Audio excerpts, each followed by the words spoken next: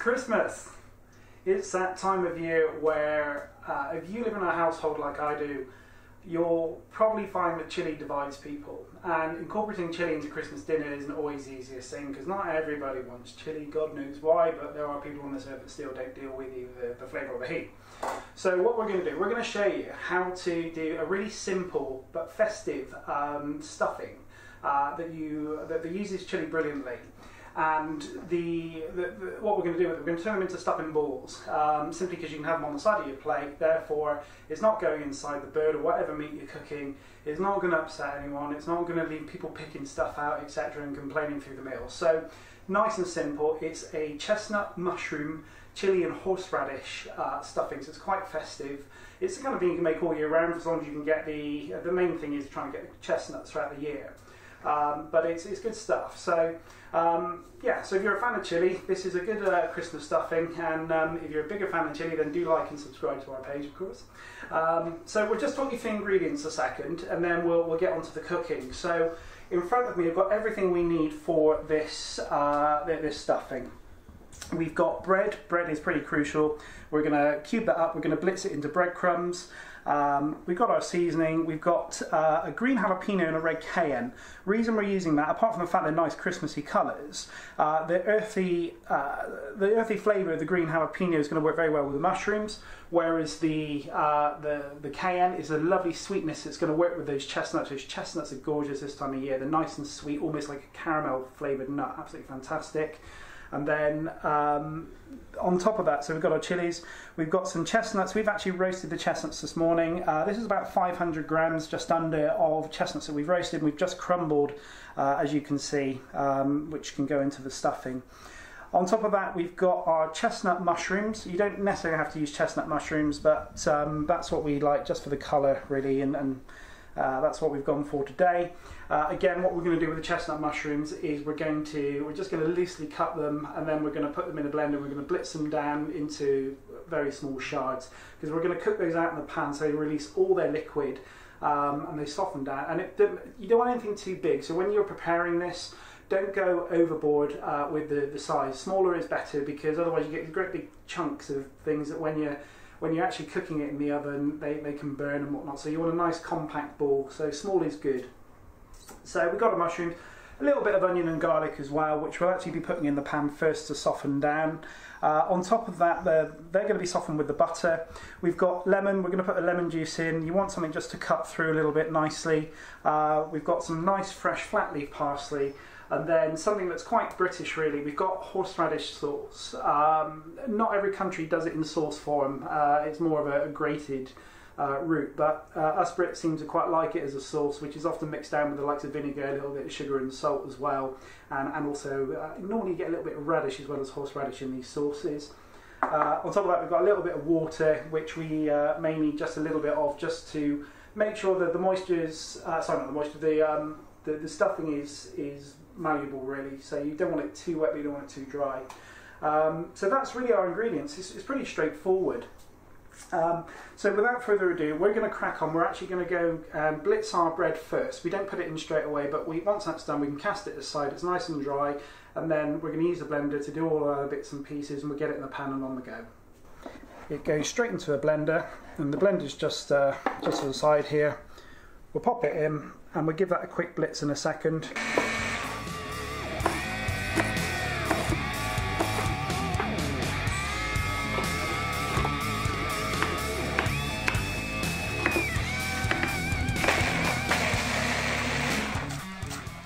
Okay, so that's all our prep done. Pretty easy. If you've got a blender, just whiz the lot.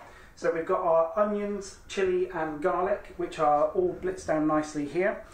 We've got our blitzed mushrooms here as well. And next thing really then is to start cooking these off. So we're going to put the onions, chili and garlic in first. We're going to put them on a low heat. We're going to put a knob of butter in, a tiny little bit of oil, just to stop the butter burning.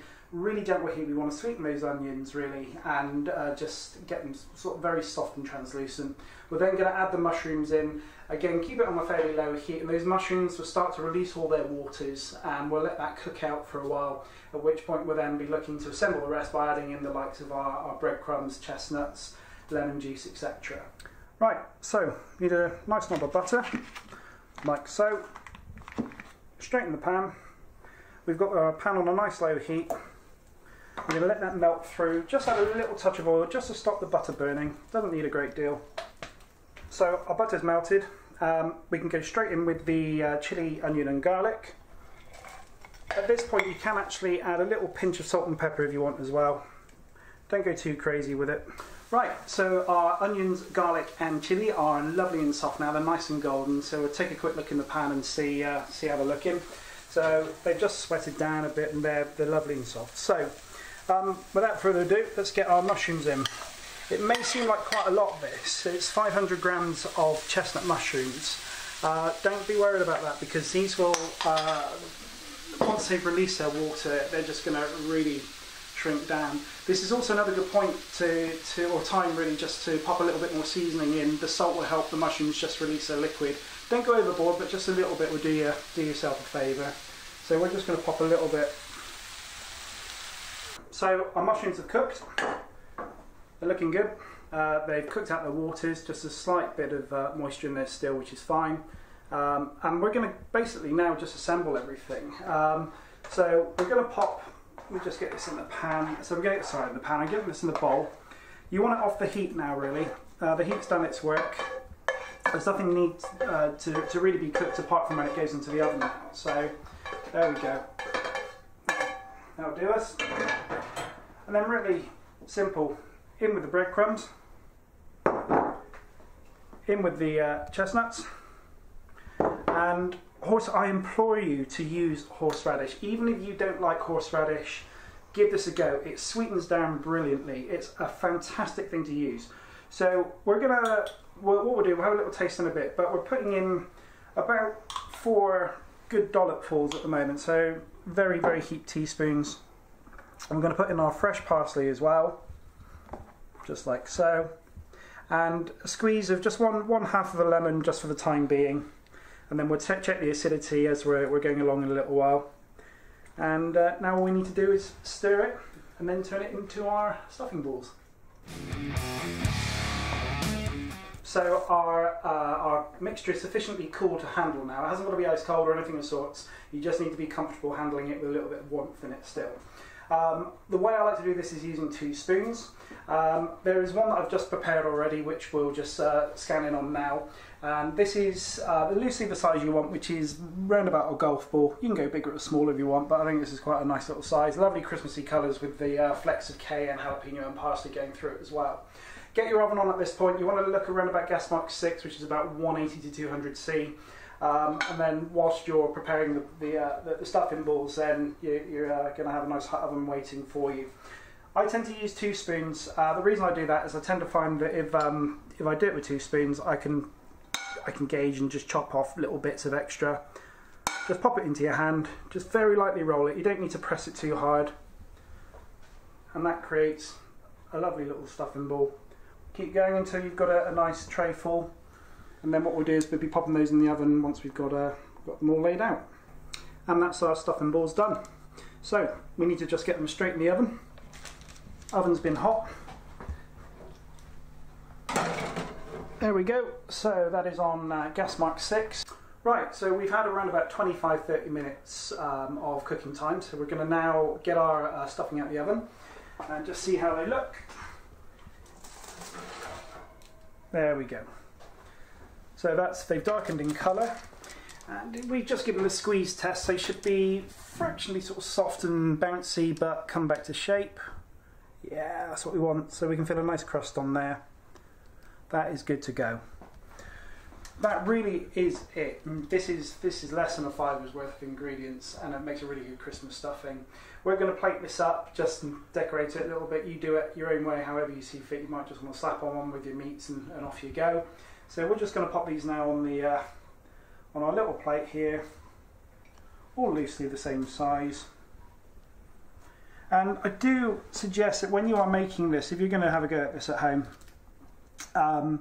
you might want to just look at the type of chili you use. Ideally, go for something that's either sort of sweet and earthy, so your jalapenos, cayennes are good.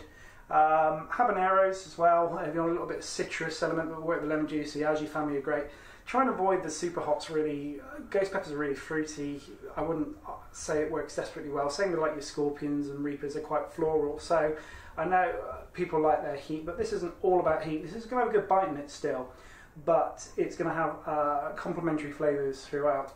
And that really is it. And that is our chili, chestnut and mushroom stuffing. Thank you so much for watching. As always, please like, subscribe. We'll see you on the next vid.